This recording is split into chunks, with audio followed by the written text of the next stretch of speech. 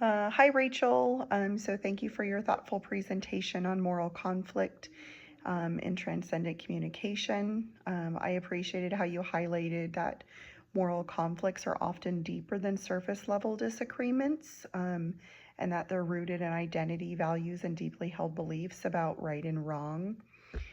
So I think that helps explain why traditional resolution models that focus on compromise or problem solvings can sometimes fall short. So when someone feels that their moral framework is being threatened, the conflict feels not situational.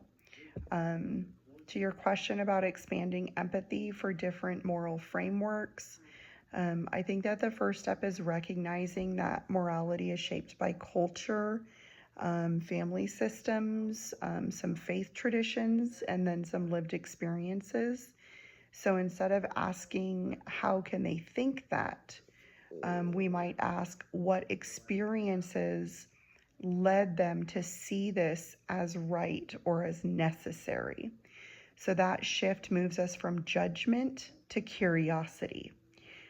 So it doesn't mean that we have to agree, but it creates a space to understand the deeper story behind someone's stance. Another way to expand empathy is through intentional perspective taking. So this requires slowing down our immediate emotional reactions and then acknowledging that our own moral framework isn't neutral or universal. It's formed just like everybody else's. So when we become aware of our own moral foundations, we're less likely to assume that disagreement equals bad character.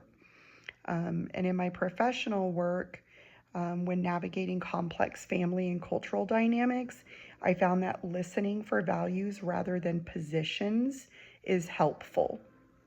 I also believe that empathy grows when we separate a person's dignity from their position, so we can firmly disagree with the belief while still affirming that humanity of the person holding it.